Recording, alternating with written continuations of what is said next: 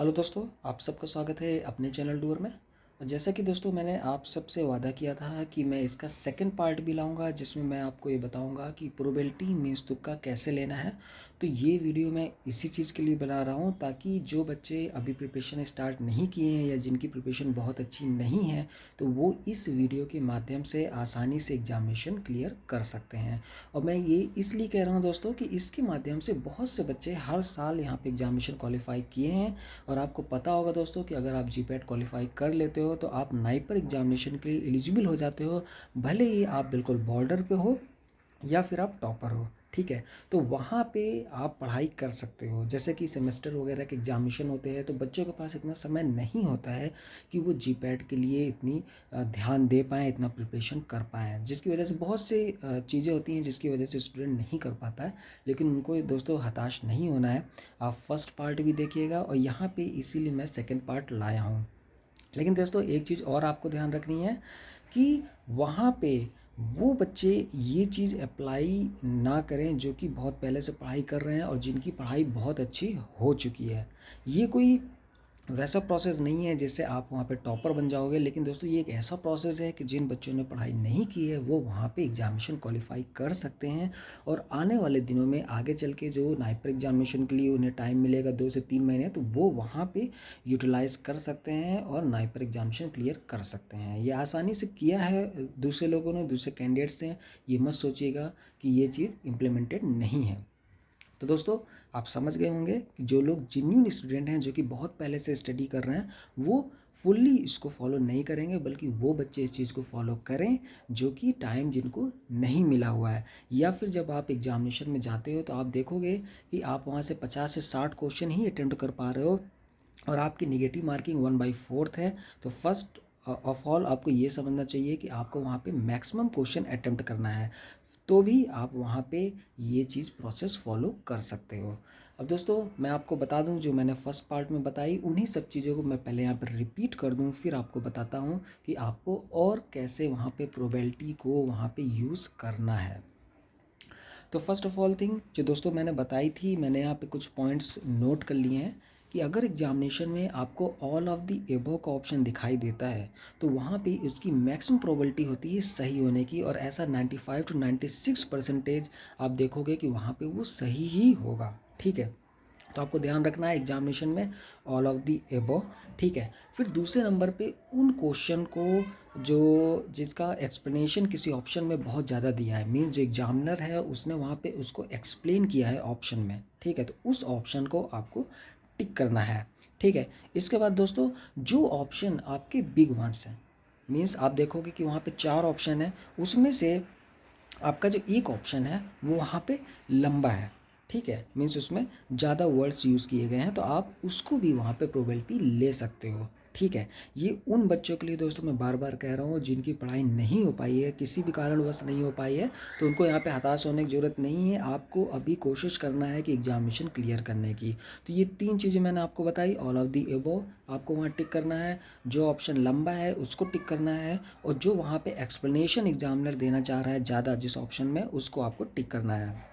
फिर दोस्तों एक चीज़ मैं और आपको बता दूं कि जो ए ऑप्शन होता है उसके बहुत ही कम चांसेस होते हैं सही होने के, और ये दोस्तों होता है साइकोलॉजिकल लेवल में। कहने का मतलब दोस्तों आप खुद एक एग्जामिनर बन के देखो, आप कभी भी वहाँ पे एग्जामिनर बन के देखोगे आपको 125 क्वेश्चन वहाँ पे रखने हैं। ठीक है, अब आपके पास बहुत से बुक्स हैं, जीपैट का सिलेबस बहुत ज़्यादा है और आपको 125 क्वेश्चन रखने हैं, और किसी एक स्पेसिफिक बुक से आपको वहाँ पे 10 से 15 क्वेश्चन रखने को मिल रहे हैं। मानो आप फार्माकोलॉजी से ही रखते हो। ठीक है, तो आप कोशिश करोगे कि आपने इतना स्पेसिफिक वहाँ से छाट छाट के वहाँ क्वेश्चन चुने हैं, तो आप कभी भी नहीं चाहोगे कि पहले बार में ही आपको वहाँ पे ऑप्शन दिख जाए और कैंडिडेट सेकंड या थर्ड या फोर्थ ऑप्शन में जाने की सोचे ही ना।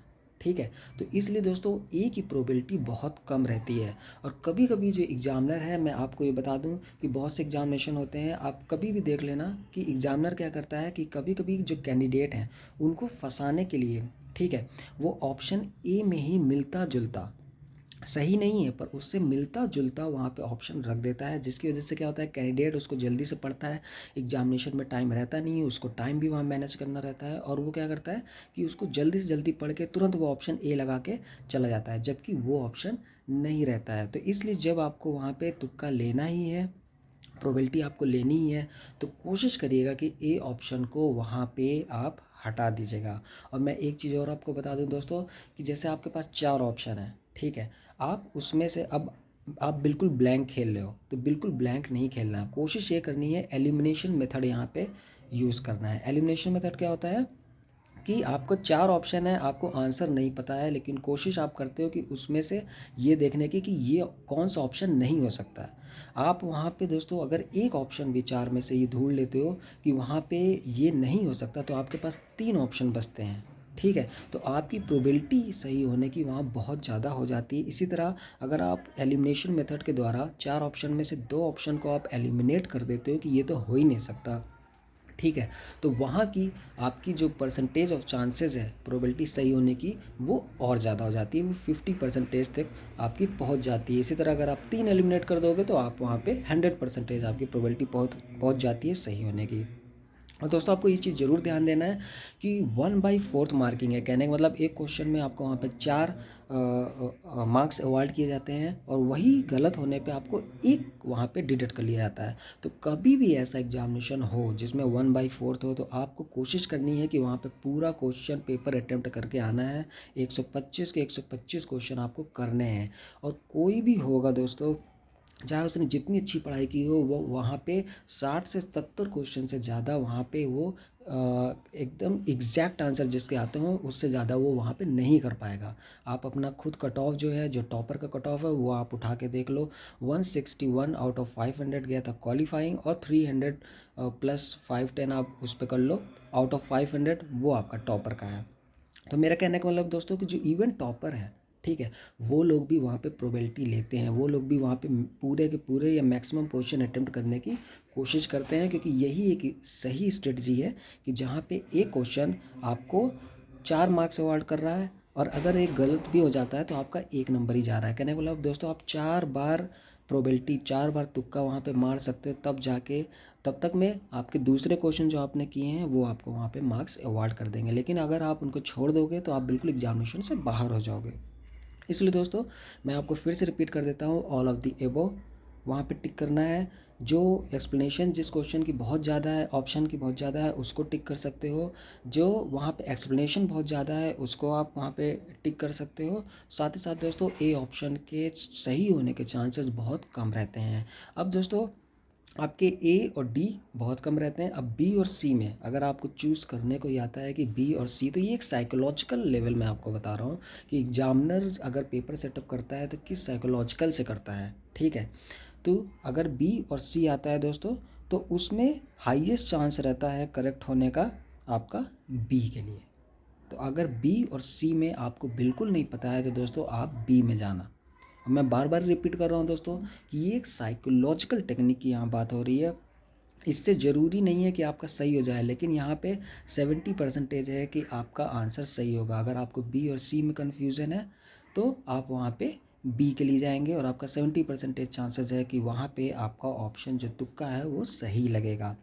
फिर दोस्तों मैंने आपको बता ही दिया है कि वहाँ पे एलिमिनेशन मेथड से आप कैसे हटा सकते हो। इसके साथ साथ दोस्तों आप देखोगे कि जो न्यूमेरिकल क्वेश्चन रहते हैं, ठीक है, अब आपको न्यूमेरिकल नहीं पता है, लेकिन आपको बिना न्यूमेरिकल पता हुए भी आप ऑप्शन के माध्यम से वहाँ पे क्वेश्चन सही कर सकते हो।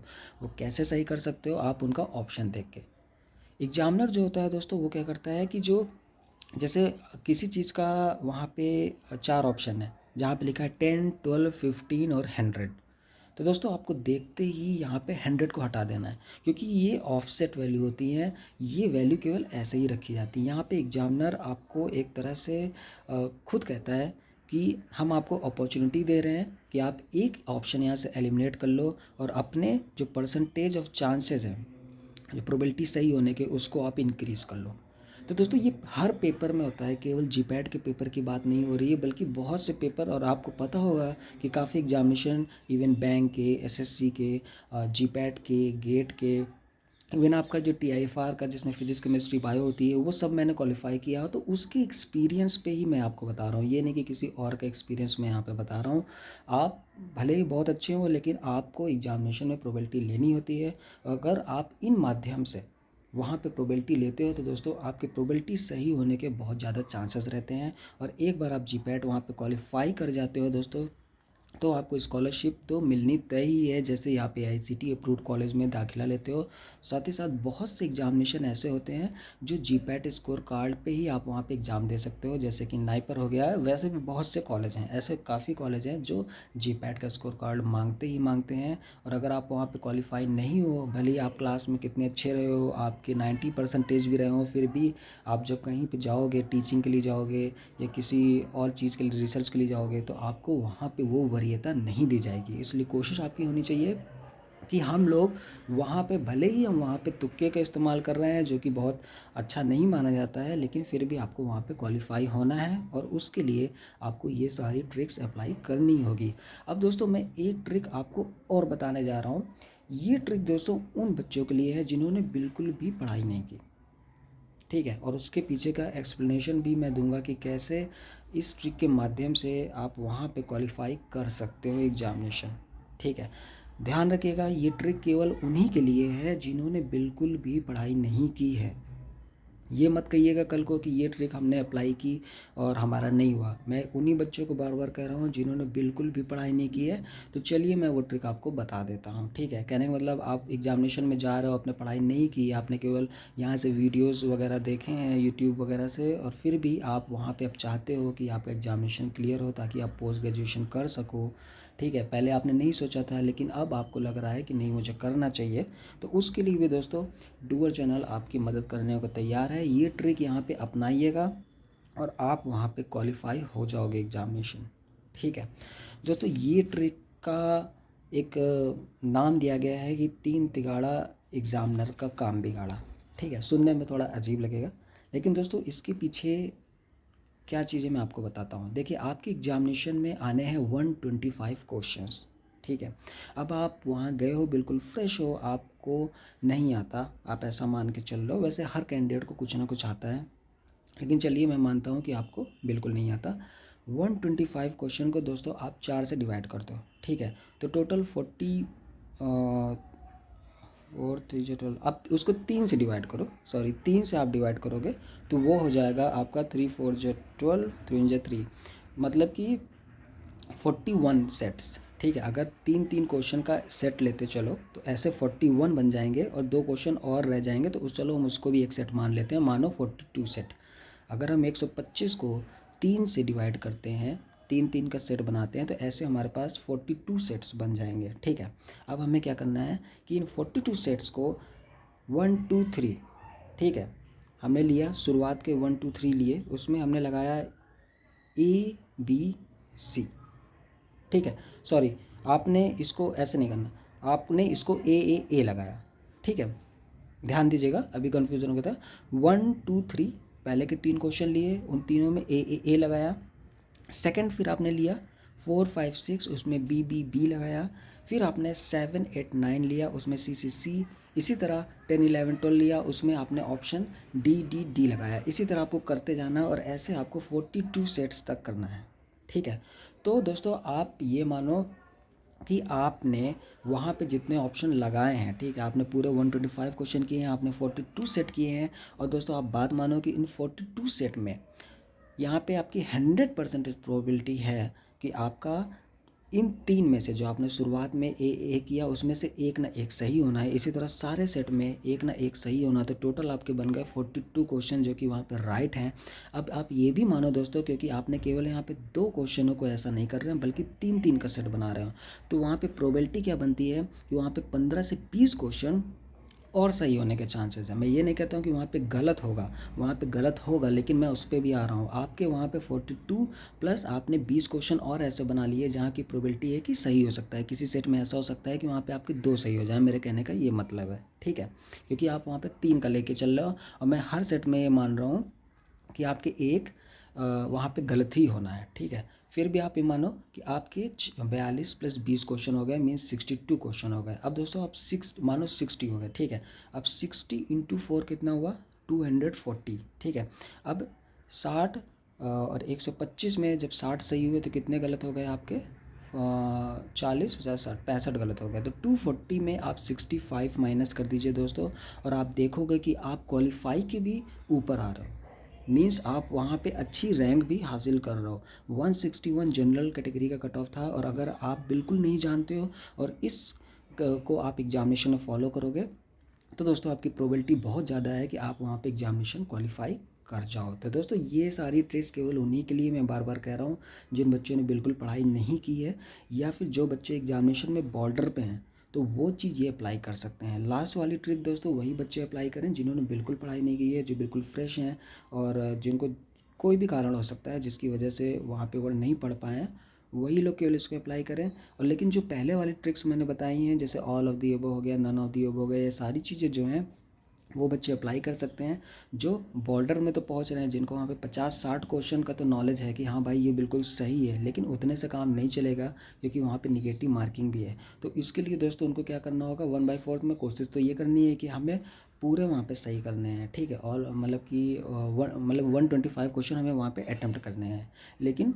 उसके लिए हम केवल 50-60 क्वेश्चन ही कर पा रहे हैं। तो दोस्तों हमें वहाँ पे प्रोबेबिलिटी ले लेनी चाहिए, क्योंकि वहाँ पे 1/4 मार्किंग निगेटिव मार्किंग है, और वहाँ पे आप प्रोबेबिलिटी लोगे तो आपकी वहाँ पे रैंक बहुत अच्छी आएगी। और अगर आप वहाँ पे जस्ट क्वालिफाई हो रहे हो या क्वालिफाई के नीचे जा रहे हो 50-60 क्वेश्चन करने में, तो आप वहाँ पे क्वालिफाई कर जाओगे एग्जामिनेशन में, ठीक है। तो ये चीज़ ज़रूर ध्यान रखिएगा कि कौन सी ट्रिक, दो तरह की मैंने आपको ट्रिक बताई है, एक बिल्कुल जिनको नहीं पता है उनके लिए है, ठीक है, जिसका 3 तिगाड़ा एग्जामिनर का काम बिगाड़ा, ऐसा करके मैंने आपको बताया बिल्कुल लास्ट में, वो जो बिल्कुल नहीं पढ़े हैं उनके लिए है, और बाकी की ट्रिक उनके लिए है जिनको कहीं ना कहीं थोड़ी बहुत दिक्कत हो रही है। अब दोस्तों दूसरी वीडियो जो हमसे मांगी गई है वो मांगी गई है शेड्यूल पे, कि क्या शेड्यूल हमें फॉलो करना चाहिए। तो दोस्तों उसके लिए मैं आपको जल्दी ही कोशिश करूँगा कि कल तक वो वीडियो आपको प्रोवाइड कर दूँ कि क्या शेड्यूल आपको फॉलो करना है, ताकि एग्जामिनेशन में आप एक टॉपर बन के उभरें। केवल यही एग्जामिनेशन नहीं दोस्तों, आपको जीपैट के साथ अभी से सोचना पड़ेगा कि नाइपर एग्जामिनेशन में भी वो चीज़ काम आए। तो हम लोग बिल्कुल उस पर काम करेंगे, और कोशिश करूँगा कि कल तक वो वीडियो आपको प्रोवाइड कर दूँ। और अगर उस वीडियो की दोस्तों आपको नेसेसिटी है तो बिल्कुल दोस्तों कमेंट करके ज़रूर बताइएगा, क्योंकि आपके कमेंट से हमें पता चलता है कि ये वीडियो पे हमें टाइम डिवोट करना है या नहीं करना। Thank you, take care, bye bye.